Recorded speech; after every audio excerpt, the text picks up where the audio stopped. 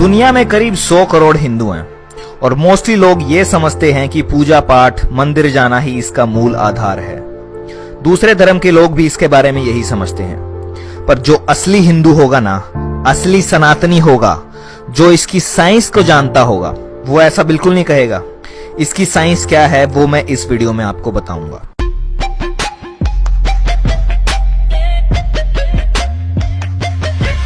इसकी साइंस इतनी गहरी है कि दुनिया भर के बड़े बड़े क्वांटम फिजिसिस्ट, मॉडर्न साइंटिस्ट ने हिंदुइज्म के वेद उपनिषद पढ़े हैं, अध्ययन किया है, जिसमें एल्बर्ट आइंस्टाइन से लेके Niels Bohr, Erwin Schrodinger, Werner Heisenberg और निकोला टेस्ला का नाम भी आता है। इन्होंने अपने टाइम में वेदांता फिलॉसफी पढ़ी थी। हिंदुइज्म का असली नाम है सनातन धर्मा। धर्मा का मतलब यहाँ पे रिलीजन से नहीं है, धर्मा का मतलब यहाँ पे है नियम, कुछ लॉज।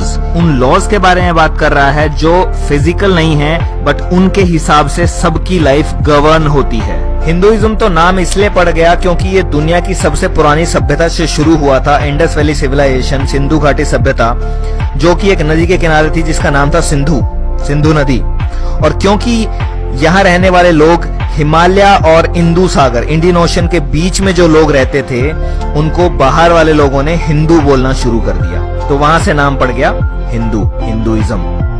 अब इसकी खास बात क्या है? इसकी खास बात यह है कि अगर तुम 10 हिंदुओं को खड़ा कर दोगे और उनसे पूछोगे कि भाई तुम किस चीज में बिलीव करते हो, तो आपको 10 अलग अलग जवाब मिलेंगे, डिफरेंट फॉर एवरी पर्सन। क्यों? क्योंकि कोई भी इसका एक सिंगल फाउंडर नहीं है, लाइक अदर रिलीजन्स।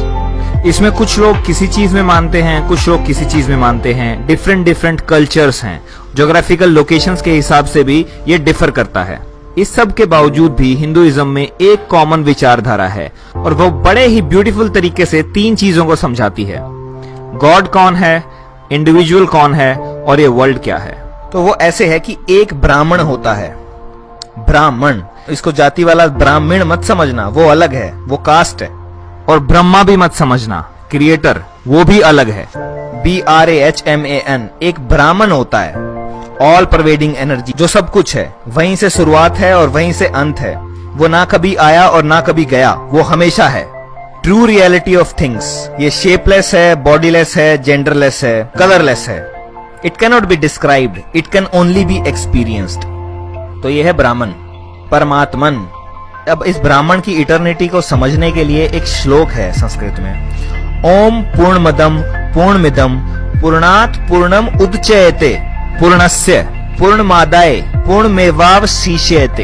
इसका सिंपल मतलब है, infinite has already existed, it will continue to exist, and from that infinite even if a infinite is taken out, it remains infinite. मतलब वो इनफाइनाइट है, अनंत है, उसमें से अगर इनफाइनाइट भी निकाल दोगे तो भी वो इनफाइनाइट ही रहेगा, अनंत ही रहेगा। ये है ब्राह्मण, परमात्मन। अब इस ब्राह्मण में से, इस परमात्मन में से निकलते हैं छोटे छोटे टुकड़े, जिसे बोलते हैं आत्मन, जो आप में है, मुझ में है, पशुओं में है, पेड़ पौधों में है। उनमें प्राण है, लाइफ फोर्स, एनर्जी है। Pieces that comes out of Brahman, ये एनर्जी है। E=mc², आइंस्टाइन ने जो बताया था, वही सेम चीज। अब ये आत्मन एंटर करता है माया में। माया मतलब प्रकृति। ब्राह्मण सोर्स ऑफ क्रिएशन है और प्रकृति primordial matter and activating energy है, यानी कि नेचर और क्रिएशन इटसेल्फ। पुरुष प्रकृति, Shiv Shakti, cosmic father, cosmic mother, जगत पिता, जगत माता, masculine principle and feminine principle. पुरुष क्रिएशन का सोर्स है और प्रकृति खुद क्रिएशन है। अब ब्राह्मण से प्रकृति निकली है, ब्राह्मण से माया निकली है। ब्राह्मण इनफाइनाइट है, माया भी इनफाइनाइट है, पुरुष इनफाइनाइट, प्रकृति भी infinite. That infinite proceeds from the infinite. अनंत से ही अनंत निकलता है, and it still remains the Brahman, still remains infinite. तो Brahman is infinite, universe is infinite. अब ये यूनिवर्स जो ये क्रिएट हो रखा है, प्रीमोडियल मैटर, ये माया है, ब्राह्मण की माया, या कह लो शिव की माया। अब आत्मन को बॉडी मिली है, तो आत्मन ड्राइवर है और ये बॉडी एक कार की तरह है। एक कार नहीं चल सकती विदाउट द ड्राइवर, समझ रहे हैं? सिमिलरली इस बॉडी नहीं चल सकती विदाउट द आत्मन। आपने पढ़ा होगा, energy can neither be created nor be destroyed, it can only convert from one form to another. ये वही एनर्जी है, वही आत्मन है। जब ये माया में या प्रकृति में एंटर करती है तो ये मैटर एक्वायर कर लेती है, बॉडी एक्वायर कर लेती है। आत्मन is surrounded by physical structure called body. अब आत्मन अपने आप को रिवील करती है कॉन्शियसनेस के थ्रू, चेतना के थ्रू, और ये कॉन्शियसनेस या चेतना इंटरेक्ट करती है बॉडी के साथ, बॉडी इंटरेक्ट करती है माया के साथ, प्रकृति के साथ। और ये इंटरेक्शन होता है 3 तरीकों से, या सात्विक गुणों से, या राजसिक गुणों से, और या तामसिक गुणों से। हर इंटरेक्शन में कर्म जनरेट होता जाएगा। अच्छा सोचोगे, अच्छा करोगे तो पॉजिटिव कर्म जनरेट होगा, और बुरा करोगे, बुरा सोचोगे तो नेगेटिव कर्म जनरेट होगा। अब ये जो आत्मन है, एनर्जी है, इसके लिए श्लोक है जो गीता में कृष्ण ने बोला है, नैनम छिदंती शस्त्राणि नहनम दहति पावक न चैनम क्लदयन्ते आपो न शोषयति मारुत। ना शस्त्र आपको काट सकता है, ना अग्नि आपको जला सकती है, ना जल आपको गीला कर सकता है, और ना ही हवा आपको सुखा सकती है। आत्मा अमर है, अजर है, सर्वज्ञ है, सनातन है। जिस तरह से हम कपड़े बदलते हैं उसी तरीके से आत्मा एक शरीर छोड़कर नया शरीर धारण कर लेती है। और जब ये आत्मन माया में एंटर करता है तो इस माया के अंदर आपका साइकिल स्टार्ट हो जाता है कर्म का। मतलब इस रेक्टेंगल के अंदर लिखा हुआ है लॉ ऑफ कर्मा। मतलब आत्मन ने यहाँ पे एंटर किया और उसका कर्म साइकिल स्टार्ट हो गया। यहाँ से ये आत्मन ने माया में एंटर किया, यहाँ पे जन्म हुआ, birth, disease, old age, death, birth, disease, old age, death, birth, disease, old age, death. ये चलता रहेगा, चलता रहेगा, चलता रहेगा, चलता रहेगा। बार बार जन्म होता रहेगा, बार बार मरते रहेंगे, बार बार जन्म होता रहेगा, मरते रहेंगे। ये इसकी कोर फिलोसफी है। अब जिस तरीके से फेसबुक के सर्वर होते हैं वो सब कुछ रिकॉर्ड करते हैं कि कहां से आया, कितने बजे आया, क्या क्लिक किया, क्या लाइक किया, क्या कमेंट किया, क्या लाइक करके अनलाइक किया, ये सारी चीजें वो जैसे वो रिकॉर्ड करता है। इसी तरीके से माया में इनविजिबल सर्वर्स लगे होते हैं जो हर चीज को नोट कर रहे हैं कॉस्मिक रजिस्टर्स में। आपका एक एक कर्म नोट होता है, रजिस्टर्स में चढ़ता जाता है, पॉजिटिव और नेगेटिव का बैलेंस बनता चला जाता है। जब शरीर की मृत्यु होती है उस समय आत्मा का जो भी विचार रहता है और उसके कर्म कैसे थे उसके हिसाब से अगला जन्म डिसाइड होता है। अब देयर आर 6 कैटेगरीज जिसमें जन्म होता है और ये इवोल्यूशन के हिसाब से हुआ है। अब 6 तरीके की रियलिटी है इस 3 डायमेंशनल वर्ल्ड में। पहली है एक्वेटिक, सारे पानी वाले। दूसरी है इंसेक्ट्स एंड रेप्टाइल्स, रेंगने वाले छोटे कीड़े मकोड़े। तीसरी है प्लांट्स। चौथी है एनिमल्स। पांचवी है बर्ड्स और छठी है ह्यूमंस। अब सनातन धर्म ये बिलीव करता है, सनातन का मतलब है इटर्नल, टाइमलेस। उसमें ये बिलीफ है कि जो ह्यूमंस हैं सिर्फ वो ही कर्म जनरेट करते हैं, क्योंकि जो कीड़े मकोड़े हैं या फिर कुत्ता बिल्ली हैं they are not aware of itself. वो सिर्फ इंस्टिंक्ट्स के आधार पे काम करते हैं, उनका कर्मा जनरेट नहीं होता, उनका कर्मा काउंट नहीं होता है। तो नेगेटिव कर्म जनरेट करोगे तो नीचे की दुनिया मिलेंगी, नीचे के रियलिटीज मिलेंगी, और नीचे सिर्फ कोई कर्म जनरेट नहीं हो सकता है, वहां सिर्फ कर्म भोग सकते हो, वहां कोई कर्म जनरेट नहीं होता है। तो अभी तुम्हें ह्यूमन बर्थ मिला है तो तुम्हारे कर्म बहुत अच्छे थे इसलिए तुम इंसान बने, क्योंकि सिर्फ ह्यूमंस के पास फ्री विल है, चॉइस है कर्म जनरेट करने की। ये हिंदुइज्म के बेसिक थॉट्स हैं और ब्रह्मा विष्णु महेश तो अभी तक आए भी नहीं। जो लोग सोचते हैं कि हिंदुइज्म का मतलब सिर्फ मंदिर जाना, पूजा करना है, भक्ति करना है, इसकी पीछे की साइंस क्या है उसको जानो। और ये सबसे पुराना रिलीजन होने के बावजूद भी आज तक इसीलिए खड़ा है क्योंकि ये सनातन है, टाइमलेस है, इसको कोई मार नहीं सकता। कितनी भी कोशिश कर लो इसको मारने की, फिर से उठ के खड़ा हो जाएगा, क्योंकि ये तो सिर्फ एक विचार है। और यही एक रीजन है कि ये आज तक भी जिंदा है। बाकी कितने धर्म आए और खत्म हो गए, बट ये आज भी सबसे पुराना होने के बावजूद भी 100 करोड़ लोग इसे फॉलो करते हैं। चलो आगे बढ़ते हैं। अब आत्मा के कर्म के हिसाब से अगला जन्म मिलता है। तो अब जो ह्यूमन लाइफ मिली है इसमें अच्छे कर्म कर लो वरना नीचे जाओगे। अपना कार्मिक बैलेंस सुधार लो, और नीचे जाओगे तो केवल बुरे कर्म खत्म होते जाएंगे, नए कर्म अन नहीं हो सकते क्योंकि चॉइसेस नहीं है। और अगर आत्मा के कर्म अच्छे हैं तो आपको ये सेंट्रल फिलॉसफी समझ में आएगी। तो कुछ नॉलेज एक्वायर करने के बाद और कुछ स्क्रिप्चर्स पढ़ने के बाद आपको ये समझ में आएगा कि आप एक साइकिल में फंस गए हैं, आपकी डेस्टिनी कहाँ है। तब आप पूरी पावर लगाएंगे इस साइकिल से बाहर निकलने के लिए और अल्टीमेटली मोक्ष अटेन करने के लिए। और मोक्ष सिर्फ मरने के बाद अटेन नहीं होता है, मोक्ष यहाँ रहते रहते मिल जाता है। जब आप ये अच्छे कर्म और बुरे कर्मों से ऊपर उठ जाते हैं, निष्काम कर्म करने लग जाते हैं, तो आपको यहाँ रहते रहते मोक्ष मिल जाता है। आपको ये रियलाइजेशन हो जाता है कि आप आत्मा हैं, और ये रियलाइजेशन हो जाता है कि आत्मा ही परमात्मा है।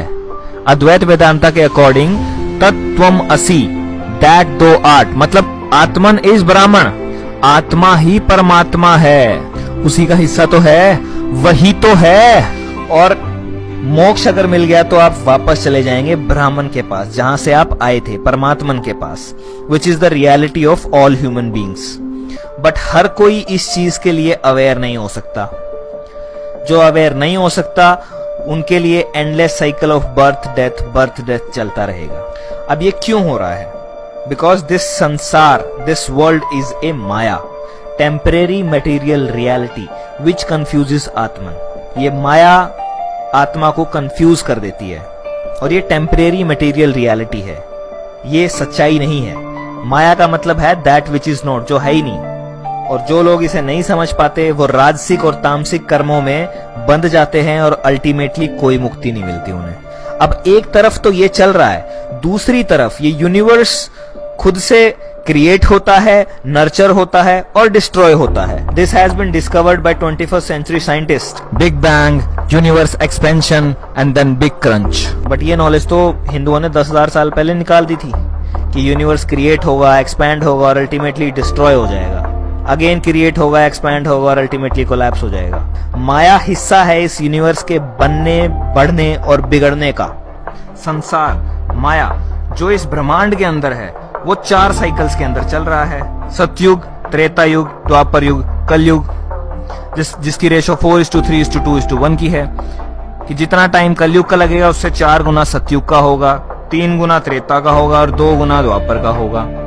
अब ये चक्रियां चल रही हैं, इन चक्रियों के अंदर आत्मन की चक्रियां चल रही हैं, लाइफ एंड डेथ की, life and death, life and death, life and death. तो 2 चीज कंटिन्यूअसली इसके अंदर साथ के साथ चल रही हैं। बड़ा युगा साइकिल चल रहा है, यूनिवर्स बन रहा है, बढ़ रहा है, बिगड़ रहा है, और साथ के साथ माया के अंदर आत्मन के साइकिल चल रहे हैं। एक और अच्छी इंफॉर्मेशन मैं आपको दे देता हूँ कि 2012 में ये कलयुगा खत्म हो चुका है और हम दोबारा से द्वापर, त्रेता और सतयुग की तरफ जा रहे हैं। और जो ये टाइम है 2012 से 2032 का, ये अवेकनिंग का टाइम है, जिसके अंदर इस प्लैनेट के ऊपर कॉन्शियसनेस के अंदर बहुत तगड़ा शिफ्ट आ रहा है, जिसकी वजह से लोग अवेक हो रहे हैं और लोग रियलाइज कर पा रहे हैं कि वो एक्चुअली में क्या है, आत्मन है। सब आत्मन है और सब एक हैं। चाहे आप किसी भी धर्म को मानने वाले हों, बट अल्टीमेटली हम सब एक हैं। यही एक रीजन है कि कभी भी हिंदुइज्म ने किसी को कन्वर्ट नहीं किया, क्योंकि वो जानते थे कन्वर्ट क्या करना, सब एक ही तो है। चाहे वो माने किसी भी चीज को, बट ट्रुथ को चेंज नहीं किया जा सकता, वो एक ही है। तो सिंपली ये बोल रहा है कि आपकी लाइफ आपके कर्म पे डिपेंड करती है, जैसे कर्म करोगे उसके हिसाब से आपको रिजल्ट मिल जाएंगे।